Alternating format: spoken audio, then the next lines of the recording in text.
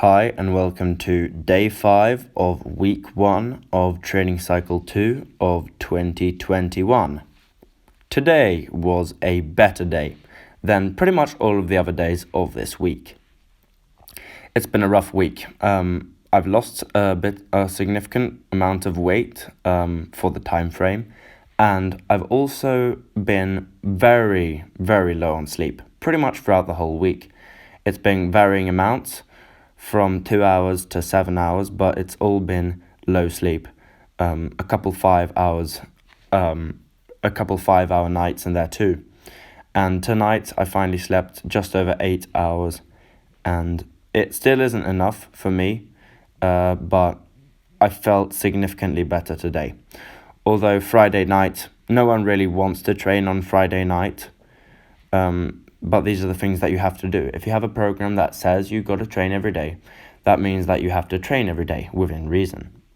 If you're sick, I usually don't recommend you train. Now, in some cases, you can feel that you're very slightly sick, that you can basically feel that as long as you sleep and drink water, it's going to go away. And in those cases, yes, you can train. But most of the time, I would never recommend anyone to train while sick, although I have done it myself. It's hazardous to your health, and more importantly, it's not really going to help your performance, since it's just going to add extra stress to your body and prolong the period that it will take for you to recover.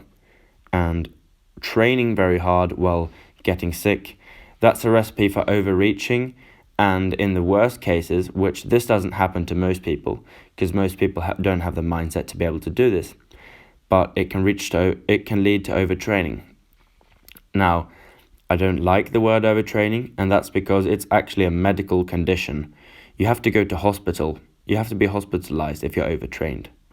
You can't just, I overtrained once. Yeah, okay, fine. Did you really though? Did you have to go to hospital, right? Are your muscles breaking down, going out into your bloodstream?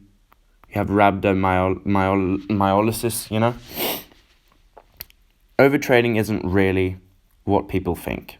What most people are thinking of when they say that word is overreaching, which it's similar, but it's not as bad. It's basically you train hard for weeks and weeks, maybe even months and months, and eventually you just hit a wall, and you keep training very hard, and then your strength starts going down, and you start feeling like shit, and you often get a bunch of tendon problems, get low energy. Basically, just everything feels like it completely sucks, and you're getting weaker even though you're putting in a lot of effort. That is overreaching. And also getting overuse injuries can be an indicator. Overuse injuries are the type of injuries often have to do, or almost always have to do, with tendons and ligaments, mainly tendons. For example, if you were to do bicep curls every day for 50 days, maybe on day 50, you're going to feel your bicep tendon in some pretty serious pain. And it isn't about rupturing anything in one go. It's about slowly but surely building up damage in a tissue to where the tissue is going to adapt and recover, but it's not recovering at the same rate that you're breaking it down at, basically. So what you end up with after a significant period of time is an overuse injury. And that is basically you've done too much in total over a prolonged period of time, and your body can't take it anymore. I mean, it can take it, but if you continue, you're just going to make the problems worse and worse. And eventually the pain is going to go from a bit of a dull ache to some really serious, pretty extreme pains. And you can even tear tendons, tear muscles this way.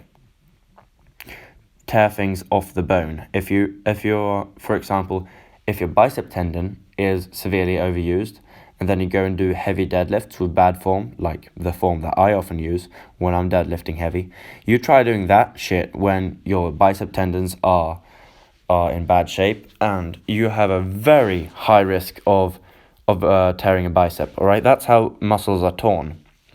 If you're natural and if you have a balanced training program, you're probably never going to tear a muscle in your life. Most times, muscle tears have something to do with just basically stupidity, or at least lack of knowledge. Now, I'm not saying that freak accidents can't happen, and I don't want karma to settle upon me now because I said that people are stupid if they manage to tear muscles. But what I do know is your tendons are a bit stronger than your muscles. They are, we know this. They are stronger than the force that your muscles can produce willingly, right? But you can still tear tendons if they're weakened, and then you do something very hard on the tendon. So we need to be careful when it comes to our tendons, but as long as we train for a full range of motion. We don't go halfway down on the bench press and then one day take a heavy weight and accidentally go too far down and tear a pec that way. As long as we're not stupid and we take care of ourselves, we often don't have to worry about tendon issues. Tendon issues, or tendon tears, I mean. Tendon issues, overuse injuries, they are very, very common. And pretty much any lifter who's ever tried to get strong has, for a significant period of time, has absolutely experienced one form or another of overuse injuries. Now, it can be anything from pain under your feet, which is plantar fasciitis when running. It can be pain in your tricep tendon from doing push downs, and anything in between. Pretty much in every area of your body can get overuse. Like basically the form of overuse I'm talking about really now is just tendons. Tendons accumulating micro tears. By the way, I forgot to do the grip work today.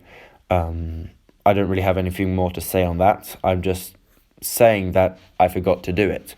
Because this is a channel where I don't make excuses, or at least I try to minimize my excuses and try to stay transparent. So, a normal person would just not mention it, but I'm going to say it. I forgot to do the grip work. I don't think it's, in the grand scheme of things, really going to matter though, and I'm not going to go back up and load the bar just to do grip work now. No way. Because I'm going to go to bed. I'm going to eat and go to bed after this. Nordic hamstring curls were really good today. One thing you'll notice is my hips rose up a little bit before, and it really makes a difference in how difficult it is. Like if your back is in line with your femur, which is your upper leg bone, it's basically like one bone that runs from your hip to your knee. So basically the bone that's under my shorts there. It's a big straight bone. If that thing is in line with your spine, no pun intended, or no rhyme, whatever, I don't know what you say. Okay, whatever. If that thing's in line with your spine on a Nordic hamstring curl, you feel your hamstrings so much more and you're so much weaker. Now, I don't know how quote-unquote functional it is to train in a position where you're so incredibly weak as compared to a very slightly different position, but where you're a lot stronger.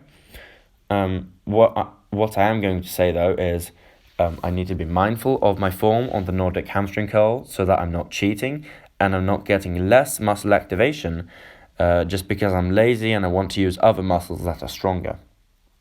And basically make the leverages easier, make the movement arm shorter, and use my glutes and my quads, or my glutes at least, instead of my hamstrings. Anyways, I think that was it for today. By the way, I just jumped rope for almost 9 minutes. I'm working the jump rope back up also off camera, so the cardio is being worked on. Goodbye.